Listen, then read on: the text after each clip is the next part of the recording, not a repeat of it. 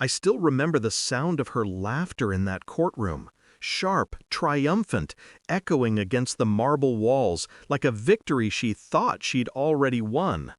My soon-to-be ex-wife, Clara, was radiant that morning. Designer dress, perfect hair.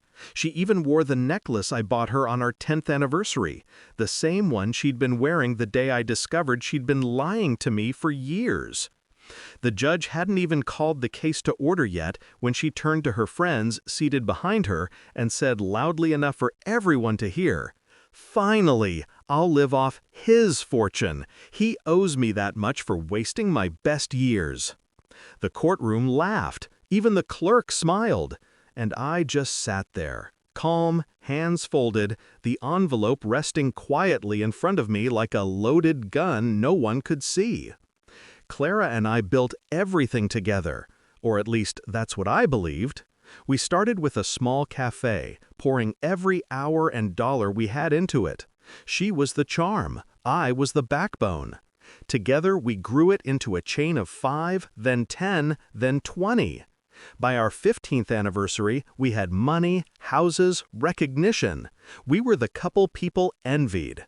But envy doesn't keep love faithful. It started with late meetings, then secret calls, and one night a text that wasn't meant for me. A man's name, a hotel address. I didn't confront her, not right away. I read every message, collected every detail, and learned more about her than I ever wanted to know. She wasn't just cheating on me, she was planning something much worse. She was moving assets, redirecting company funds, and falsifying documents to make it look like I was hiding money from her. She wasn't leaving me, she was setting me up. So I did what any betrayed man with a sharp mind and time on his hands would do. I planned. I hired a forensic accountant, quietly. I rewired the company's ownership structures, legally, surgically, invisibly.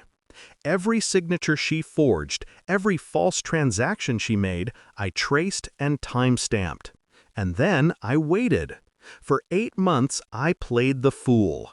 I let her believe I was broken, distracted, too heartbroken to notice the vultures circling. I agreed to mediation. Then I agreed to divorce.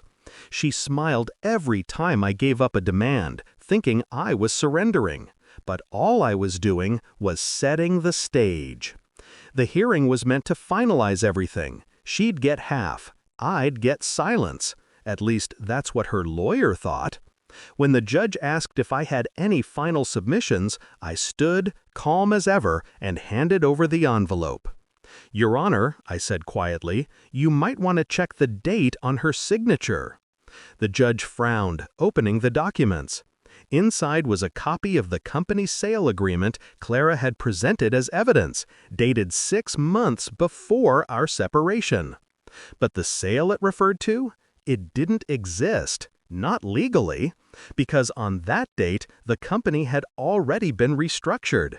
The business was under a holding entity, one she had no claim to.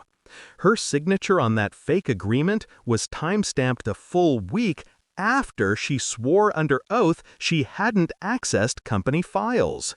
Perjury, fraud, forgery. The judge looked up, eyebrows raised, a smile tugging at his lips. Then, suddenly, he laughed, out loud.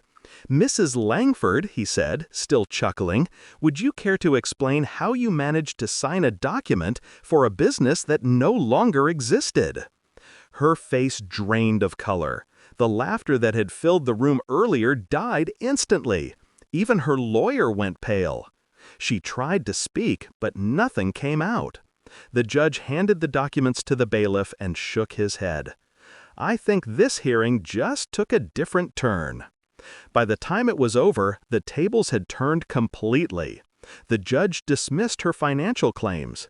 The court ordered an investigation into her conduct. Her assets were frozen pending review. And me? I walked out with everything intact. My business, my reputation, my peace. She avoided me as we left the courthouse, but as she passed, I said softly, "You wanted to live off my fortune. I hope you enjoy living off your mistakes instead. That night, I sat alone in my office, watching the city lights blink against the glass. I thought about all the years I'd spent loving her, defending her, building a life for two, and how easily she'd tried to destroy it all. But revenge isn't always about destruction. Sometimes it's about letting truth do the work for you.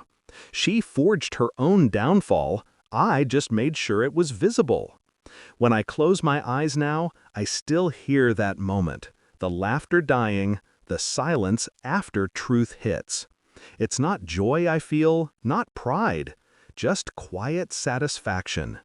Because when betrayal runs deep, silence and timing are sharper than any blade. And justice, when delivered cold, echoes longer than any applause.